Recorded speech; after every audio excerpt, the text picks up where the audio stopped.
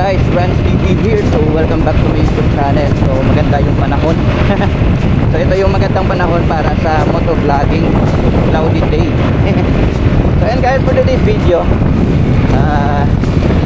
gagawa lang ako ng content na kung paano ko nakabit yung cellphone holder natin na hand speed dito sa ating KPV LiPad. So may ginawa lang ako dito para makabit natin, kasi yung plano ko guys is dito ko siya ikabit sa center. So para ano natin, kitang-kita natin yung mapa.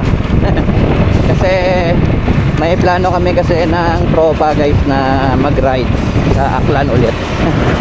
Balik naman kami doon kasi may mga magandang tourist attraction doon na pwedeng puntahan. So ayan, nagandahan ko lang dito sa ating cellphone holder guys, kasi may mount na siya na pang action camera. May mounting naman ako ng action cam dito guys, oh. So yan yung gamit natin, pero maalog siya sa ating ano, kasi sa ating binili na cellphone holder is may bumper. So may rubber na pump siya guys. So every time na malubak yung daanan natin is maganda siyang ano, maganda siyang tawag, maganda siyang gamitin kasi mas lalong niyang na-stabilize yung action camera natin, no? So yan lang, update na kayo sa video. So naghanap lang ako dito ng magandang spot para dito tayo magagawa ng content.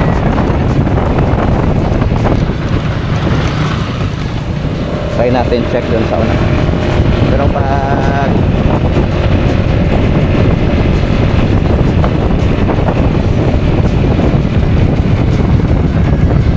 diba, dito tayo gagawa ng content.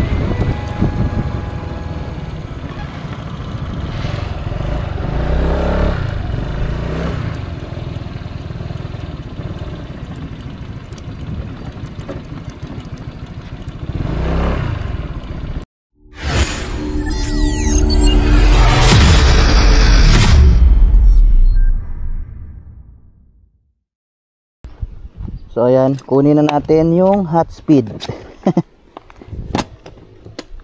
So eto yung hot speed na ano guys. Yan. So nilagyan ko lang ng ano dito, tools para sa ating pagkabit. So inano ko na to guys. Tawag dito, inassemble ko na to sa pag-unbox natin para madali na lang natin ikabit. So ayan, wala lang ako trip ngayon eh. Gusto ko lang talaga gawa ng content. So ayan, ito yung tools na gamitin natin. So ayan, na-assemble ko na.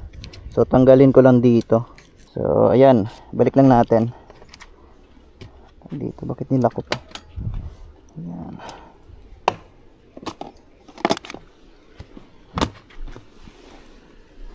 So ang plano ko kasi, dito ko siya ilagay para astig.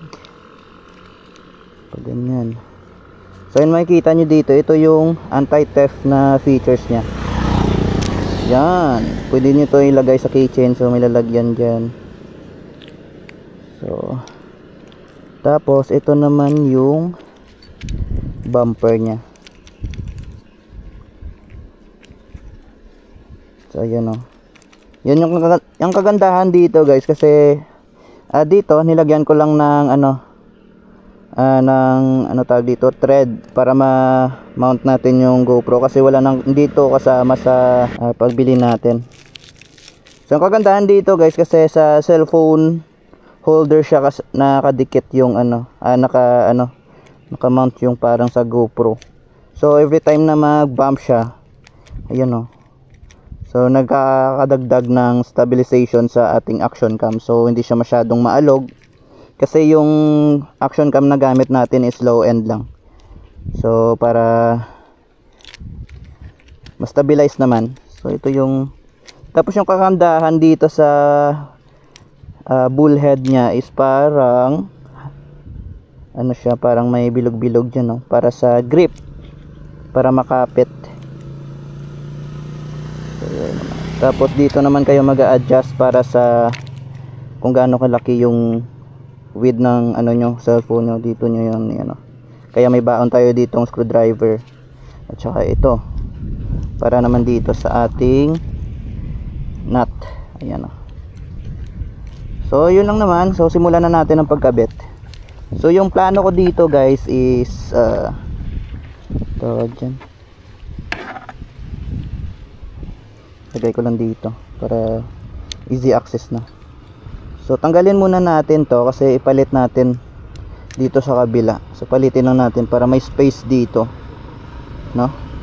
I-invert lang natin para may space para dito tayo makalagay. Kasi yung stock ng ano ng handlebar natin is pa ganyan. So ibahin lang natin. Let's go. Ilagay ko lang muna dito. Wow, sobrang tigas niya. So baliktarin lang natin. Yan.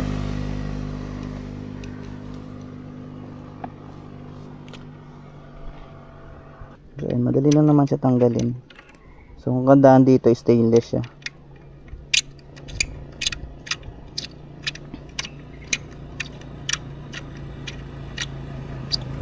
Kaso lang may mark na siya.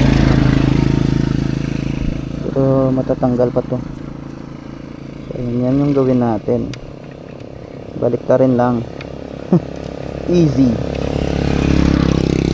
Mas maganda pa nga yung baliktad eh. Lalagyan ko to ng ano, ng grasa dito. Para may corrosion na kasi.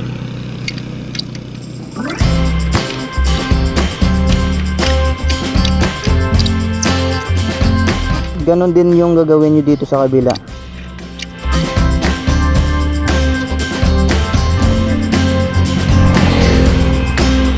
So ayan, ipakita ko na lang sa inyo kapag tapos ko nang gawin. So ayan na siya guys, may konting mark lang pero goods na yan para sa ating ano. So maganda naman yung ano niya, diba? May space na dito. So malalagay na natin itong hot speed na cellphone holder natin. So ayan, parang di tayo mahirapan sa pagkabit. So tanggalin lang muna natin to. So ayan, yung mounting lang muna yung kabit natin. So ayan, makikita nyo dito, parang may grip siya. Oop, nalaglag. Ito lang muna yung ikabit natin. Ba't ko pa kasi nilagay ito? Hirap tuloy. So yung maganda dito guys sa mounting niya is ang gamit dito na materials is metal. So sobrang tibay niya. So ilagay ko lang pala sa description yung link ng item. So i-click nyo na lang guys, tapos bili na kayo. Ang gawin natin, ipasok lang natin to. Ito wala siyang rubber pasok lang natin to sa ilalim. Tapos ilagay lang natin dyan guys. So ayan, saka basic. Sobrang laki naman ng handlebar na to.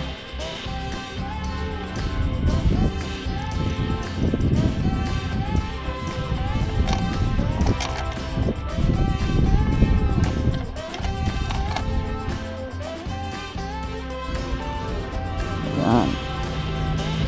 So pag na thread naman natin is maganda na yan. Yun o, diba, symmetrical na. Yan. Tapos higpitan natin. Dito muna tayo mauna. Tabinan natin to kasi hindi natin to magagamit. So may plano ako dyan para hindi naman sumasayang. So dito ko siya ilalagay. Yun. Tapos ito na yung final ano natin. Ano bang plano natin? Pag ganyan. Yan. Nalaglag pa kasi, nadumihan. Ayan no, hot speed. Parang kanta lang ni ano. So, ayan. Tanggalin muna natin to. Ayan. Kasi kabit ko muna yung phone guys para malaman natin yung exact width ng ating cellphone. Para ma-adjust natin muna. Dito lang yan. Adjust nyo lang to. Yan.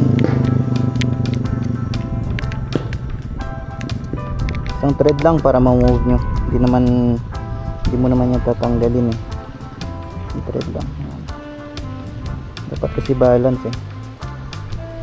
Tapos kuha tayo ng cellphone para isang ano na.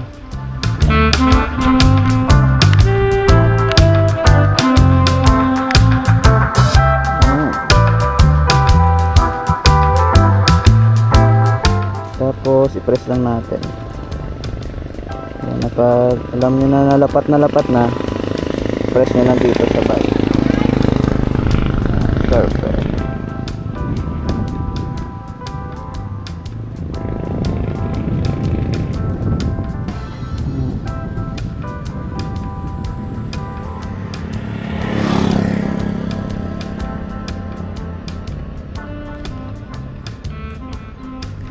Tapos tsaka na natin higpitan. So ang paghigpit nito guys, press nyo lang ulit.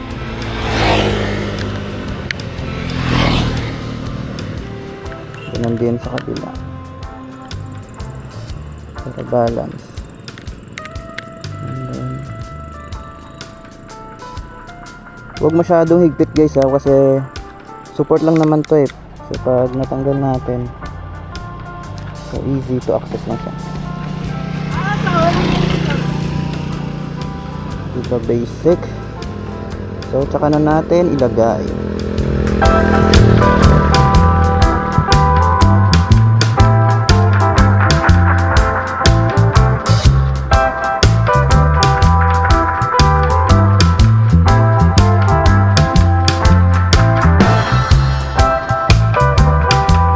So ayan na siya.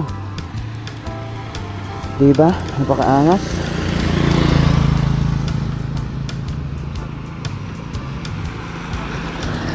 Yan, napakaangas.